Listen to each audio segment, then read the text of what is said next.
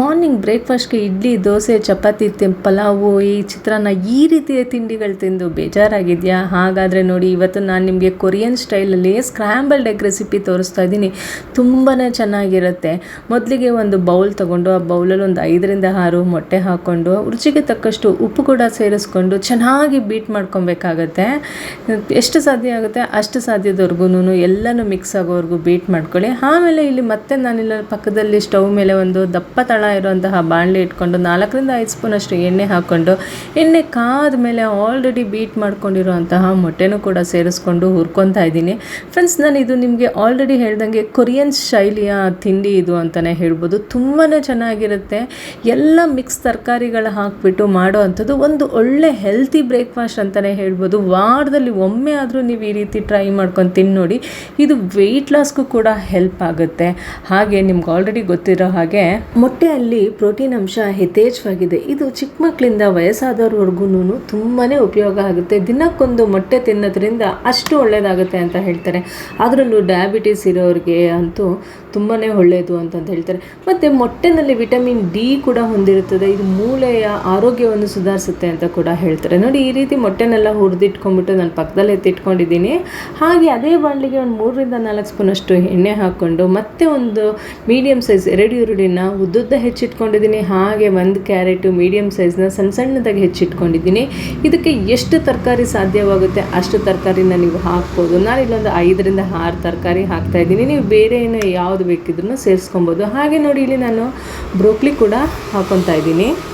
ಬ್ರೋಕ್ಲಿನೂ ಅಷ್ಟೇ ಆರೋಗ್ಯಕ್ಕೆ ತುಂಬ ಒಳ್ಳೆಯದು. ಅದು ಸ್ವಲ್ಪ ದುಬಾರಿ ಆದರೂ ಅಂದರೆ ರೇಟ್ ಜಾಸ್ತಿ ಆದರೂ ಅಷ್ಟೇ ಅದರಲ್ಲಿ ಒಳ್ಳೆ ಪ್ರೋಟೀನ್ ಅಂಶ ಇದೆ. ಹಾಗೆ ಕ್ಯಾನ್ಸರ್ ಕೂಡ ತಡೆಗಟ್ಟುತ್ತೆ. ರಕ್ತನಾಳ ಸಂಬಂಧಿ ಕಾಯಿಲೆಗಳು, ಹಾಗೆ ಕಣ್ಣಿನ ಆರೋಗ್ಯ, ಕೂದಲು, ಹೃದಯ ಹೀಗೆ ಸಾಕಷ್ಟು ಬೆನಿಫಿಟ್ಸು ನಾವು ಬ್ರೋಕ್ಲಿ ತಿನ್ನೋದ್ರಿಂದ ಇದೆ. ಹಾಗಾಗಿ ಬ್ರೋಕ್ಲಿ ಹಾಕ್ಕೊಂಡಿದ್ದೀನಿ. ಮತ್ತು ಇಲ್ಲಿ ನಾನು ಎಲೆಕೋಸು ಕೂಡ ಹಾಕ್ಕೊಂಡಿದ್ದೀನಿ. ಸ್ವಲ್ಪ ಎಲೆಕೋಸನ್ನ ಹಾಕ್ಕೊಂಡಿದ್ದೀನಿ. ಹಾಗೆ ಒಂದು ಅರ್ಧ ಕ್ಯಾಪ್ಸಿಕಮ್ ಕೂಡ ಹಾಕ್ಕೊಂಡು ಇದೆಲ್ಲದನ್ನು ಸ್ವಲ್ಪ ಉಪ್ಪು ಹಾಕ್ಕೊಂಡ್ಬಿಟ್ಟು ಚೆನ್ನಾಗಿ ಹುರ್ಕೊಬೇಕಾಗುತ್ತೆ. ಈ ಕಡೆ ಫುಲ್ಲು ಬೇಯಬಾರ್ದು ತರಕಾರಿ, ಹಾಗೆ ಬೆಂದಂಗೂ ಇರಬಾರ್ದು, ಈ ಕಡೆ ಬೆಂದಿಲ್ಲ ಅನ್ನೋಂಗೂ ಇರಬಾರ್ದು. ಆವಾಗಲೇ ನೋಡಿದ್ರಲ್ಲ ನೀವು ಎಷ್ಟು ತರಕಾರಿ ಬಾಣಲೆ ತುಂಬ ಇತ್ತು ಅಂತಂದ್ಬಿಟ್ಟು ಇವಾಗ ಎಷ್ಟಾಗಿದೆ ಅಂತ. ಅಷ್ಟು ಬೇಯಿಸ್ಕೊಂಡು ಈಗ ನಾವು ಮೊಟ್ಟೆ ಹಾಕ್ಕೊಬೇಕಾಗುತ್ತೆ. ಆಲ್ರೆಡಿ ಹುರಿದಿರೋಂತಹ ಮೊಟ್ಟೆನೂ ಕೂಡ ಇದಕ್ಕೆ ಸೇರಿಸ್ಕೊಂಡು ಒಂದು ಸ್ವಲ್ಪ ಪೆಪ್ಪರ್ ಪೌಡರ್ ಹಾಕ್ಕೊಬೇಕಾಗುತ್ತೆ.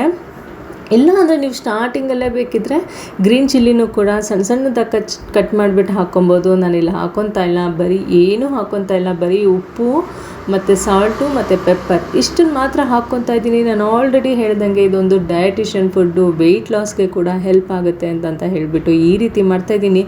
ತುಂಬ ಅಂದ್ರೆ ತುಂಬ ಚೆನ್ನಾಗಿರುತ್ತೆ. ಇದು ಕೊರಿಯನ್ ಶೈಲಿನಲ್ಲಿ ಮಾಡುವಂತಹ ಅವರು ಅಲ್ಲಿ ಸಾಸ್ಗಳೆಲ್ಲ ಯೂಸ್ ಮಾಡ್ತಾರೆ. ಆದರೆ ನಾನು ಇದನ್ನು ನಿಮಗೆ ಇಂಡಿಯನ್ ಸ್ಟೈಲಲ್ಲಿ ಹೇಗೆ ಮಾಡೋದು ಅಂತ ಹೇಳಿ ತೋರಿಸ್ಕೊಡ್ತಾ ಇದ್ದೀನಿ. ಲಾಸ್ಟಲ್ಲಿ ನಮ್ಮ ಇಂಡಿಯನ್ ಫುಡ್ಡಲ್ಲೆಲ್ಲ ಒಂದು ಕೊತ್ತಂಬರಿ ಸೊಪ್ಪು ಹಾಕಲಿಲ್ಲ ಅಂತಂದರೆ ಎಲ್ಲಿ ನಮ್ಮ ಡಿಶಸ್ ಆಗಲಿ ನಮ್ಮ ಬ್ರೇಕ್ಫಾಸ್ಟ್ ಆಗಲಿ ಕಂಪ್ಲೀಟ್ ಆಗುತ್ತೆ ಹೇಳಿ. ಹಾಗಾಗಿ ನಾನು ಕೂಡ ಇಲ್ಲಿ ಸ್ವಲ್ಪ ಕೊತ್ತಂಬರಿ ಸೊಪ್ಪು ಹಾಕ್ಕೊಂಡಿದ್ದೀನಿ. ನಿಮಗೇನಾದರೂ ಈ ರೆಸಿಪಿ ಇಷ್ಟ ಆದರೆ ಒಂದ್ಸಲ ಟ್ರೈ ಮಾಡಿ ನೋಡಿ. ನೀವು ನೋಡ್ತಾ ಇದ್ರೇ ಇಷ್ಟ ಆಗುತ್ತೆ. ಟ್ರೈ ಮಾಡಿ ತಿಂದ್ರಂತೂ ಅಷ್ಟೇ ಇಷ್ಟ ಆಗುತ್ತೆ. ಒಂದು ಒಳ್ಳೆ ಡಯಟಿಷಿಯನ್ ಫುಡ್ ಅಂತ ನಾನು ಆಲ್ರೆಡಿ ಹೇಳಿದೆ, ವೆಯ್ಟ್ ಲಾಸ್ ಫುಡ್ ಅಂತ, ಬ್ರೇಕ್ಫಾಸ್ಟ್ ಅಂತ ಕೂಡ ಹೇಳಿದೆ. ನಮ್ಮ ಮನೆಯಲ್ಲಂತೂ ವಾರದಲ್ಲಿ 2 ದಿನ ಕಂಪಲ್ಸರಿ ನಾವು ಇದನ್ನು ಮಾಡೇ ಮಾಡ್ತೀವಿ. ನೀವು ಕೂಡ ಮನೆಯಲ್ಲಿ ಒಂದ್ಸಲಿ ಟ್ರೈ ಮಾಡಿ ನೋಡಿ. ಮನೆ ಮಂದಿ ಎಲ್ಲರೂ ಮಕ್ಕಳಿಂದ ಹಿಡಿದು ದೊಡ್ಡವ್ರವರೆಗೂ ಎಲ್ಲರೂ ಇಷ್ಟಪಟ್ಟು ತಿಂತಾರೆ. ಹಾಗೆ ನಿಮಗೇನಾದರೂ ಈ ರೆಸಿಪಿ ಇಷ್ಟ ಆದರೆ ಫ್ಯಾಮಿಲಿ, ಫ್ರೆಂಡ್ಸ್, ರಿಲೇಟಿವ್ಸ್ಗೆಲ್ಲ ಶೇರ್ ಮಾಡಿ, ಅವರಿಗೂ ಕೂಡ ಹೆಲ್ಪ್ ಆಗುತ್ತೆ. ಹಾಗೆ ನೀವಿನ್ನು ನನ್ನ ಚಾನಲ್ಗೆ ಸಬ್ಸ್ಕ್ರೈಬ್ ಆಗಿಲ್ಲ ಅಂದರೆ ರಚನಾ ಸವಿರುಚಿಗೆ ಸಬ್ಸ್ಕ್ರೈಬ್ ಆಗಿ. Thanks for watching.